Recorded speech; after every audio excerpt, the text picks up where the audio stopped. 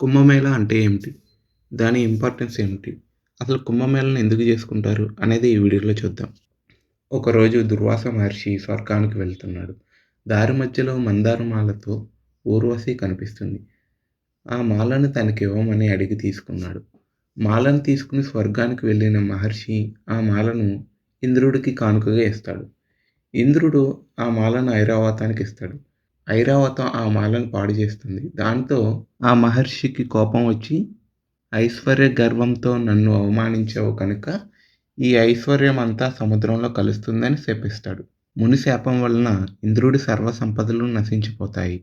వెంటనే ఇంద్రుడు బ్రహ్మదేవుడి దగ్గరికి వెళ్లి జరిగిందంతా చెప్తాడు. అప్పుడు బ్రహ్మదేవుడు ఇంద్రుడిని తీసుకుని విష్ణుమూర్తి దగ్గరికి వెళ్తాడు. అప్పుడు విష్ణుమూర్తి ఇంద్రుడిని సముద్ర మథనం చేయాలి అని చెప్పి, ఇది ఒక్క దేవతల వల్లే కాదు, రాక్షసులను కూడా అమృతం దొరుకుతుందని ఆశపెట్టి వారిని కూడా కలుపుకోవాలి అనే ఉపాయం చెప్తాడు. వెంటనే ఇంద్రుడు రాక్షసరాజు అయిన ప్రహ్లాదుని వద్దకు వెళ్ళి వాళ్ళను కూడా ఒప్పిస్తాడు. పాల సముద్రం మదించడానికి దేవదానవులు అందరూ కలిసి మందార పర్వతంను కవ్వంగా తెచ్చి, అలాగే వాసుకిని తాడుగా చేసుకుని రాక్షసులు తలవైపు, దేవతలు తోకవైపు పట్టుకుని పాల సముద్రాన్ని చిలకడం స్టార్ట్ చేశారు. పర్వతం బరువుగా ఉండటం వలన, అలాగే కింద ఆధారం ఏమీ లేకపోవడం వలన పర్వతం మెల్లగా సముద్రంలోకి మునిగిపోతుంది. అప్పుడే విష్ణుమూర్తి కూర్మ అవతారం దాల్చి మందార పర్వతంతో పాటు వాసుకిని కూడా పైకెత్తుతాడు. దేవదానవులు అందరూ కలిసి మళ్ళీ చిలకడం మొదలుపెట్టారు. సముద్రం నుంచి మొదటగా విషం అయితే వస్తుంది. ఆ విషం ఒక్క డ్రాప్ కింద పడినా అందరూ చనిపోతారు. అప్పుడే మహాశివుడు వచ్చి ఆ విషయాన్ని సేవిస్తాడు. అప్పటినుంచి ఆయన్ని నీలకంఠుడు అనే పేరుతో పిలుస్తారు. తర్వాత కామధేనువు పుడతాడు. ఋషులందరూ వచ్చి కామధేవుడిని తీసుకువెళ్తారు. తర్వాత ఐరావతము వస్తుంది. దాన్ని ఇంద్రుడు తీసుకున్నాడు. తర్వాత కల్పవృక్షము, అప్సరసలు, చంద్రుడు పుట్టారు. ఆ తర్వాత లక్ష్మీదేవి పుడుతుంది. చివర్లో ధన్వంతరి అమృత కలశంతో పుడతాడు. రాక్షసులు ఆ కుంభాన్ని తీసుకుని పారిపోతూ ఉండగా దేవతలు వాళ్ళ దగ్గర నుంచి కుంభాన్ని తీసుకుని బృహస్పతి, సూర్యచంద్రులు అలాగే శనిదేవులకు ఆ కుంభాన్ని అయితే ఇస్తారు. ఆ నలుగురు తప్పించుకుంటే తమకు అమృతం దక్కదని రాక్షసులు వారి వెంట పడతారు. ఈ ప్రాసెస్‌లోనే దేవతలు కూడా ఆ నలుగురిని ఒక చోట ఆపటం, అక్కడ ఒక డ్రాప్ భూమి మీద పడటం, ఇలా 4 సార్లు ఆపారు. అలాగే 4 చోట్ల డ్రాప్స్ అనేవి పడ్డాయి. ఈ దేవదానవుల యుద్ధం 12 సెలెస్టియన్ రోజులు జరిగింది. మనకి ఒక సెలెస్టియన్ అంటే ఒక సంవత్సరం. 12 సెలెస్టియన్స్ అంటే 12 సంవత్సరాలు. ఈ నలుగురు దేవతలు కలిసి ఒకే చోట ఆగింది ఒక్కసారి మాత్రమే.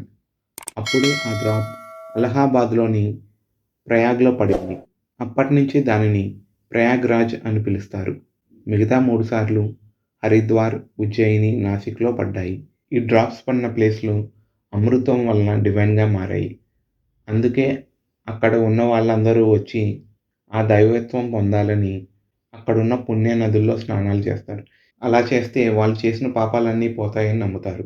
అలాగే ఆ యుద్ధం తర్వాత విష్ణుమూర్తి మోహిని అవతారం ఎత్తి ఆ అమృతాన్ని రాక్షసులకు దొరకకుండా దేవతలకు మాత్రమే ఇస్తాడు.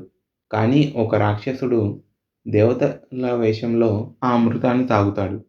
వెంటనే విష్ణుమూర్తి తన చక్రంతో రాక్షసుడి తలను చక్రంతో కట్ చేస్తాడు. కానీ అప్పటికే అమృతం లోపలికి వెళ్ళిపోవడంతో తల అండ్ బాడీ 2 ఇమ్మోర్టల్‌గా మారతాయి. వాళ్ళే రాహుకేతువులు. ఆ తర్వాత దేవతలకు పవర్స్ రావడంతో రాక్షసులను ఓడిస్తారు. అసలు కుంభమేళా అనేది ఎందుకు జరుపుకుంటారు? కుంభమేళా అనే పదం 1300 సంవత్సరాల క్రితం మాత్రమే వచ్చింది. అంతకుముందు ప్రజలు ఇప్పుడెలాగా పుణ్యనదుల్లోకెళ్ళి స్నానాలు చేస్తున్నారో అప్పుడు కూడా అలాగే చేసేవాళ్ళు. కానీ దానికి పేరేమీ ఉండేది కాదు. కుంభమేళా అనే పేరు శంకరాచార్యుల వారు తీసుకొచ్చారు. 8థ్ సెంచరీలో విష్ణు భక్తులు, శివభక్తులు అలాగే శక్తిమాతను పూజించే వాళ్ళు ఎప్పుడూ గొడవలు పడుతూ ఉండేవాళ్ళు. అప్పటికే మాఘమేళా అని ఉండేది. అది ఏంటంటే మాఘమాసంలో పవిత్ర నదులన్నీ ఒకే చోట కలిసే చోటు. అదే ప్రయాగ్. ప్రయాగ్‌లోని ప్రజలంతా వచ్చి అక్కడ పూజలు చేసుకునేవాళ్ళు. దాన్ని ఇన్స్‌పిరేషన్‌గా తీసుకొని ఒక ఈవెంట్‌గా మార్చారు. అదే కుంభమేళా. ఇక్కడ కుంభం అంటే కలశం. అలాగే మేళా అంటే అందరూ కలిసి చేసుకునే ఒక జాతర. లేదా అందరూ కలిసి ఒకే చోట ఉండటం. ఈ జాతరలో శివభక్తులు, విష్ణు భక్తులు, ఇంకా అమ్మవారిని పూజించేవారు వాళ్ళందరినీ పిలిచి మహాదేవులు, అలాగే విష్ణుమూర్తి, ఇంకా శక్తిమాత అందరూ ఒకటే అని చెప్పి ఒప్పించేవారు.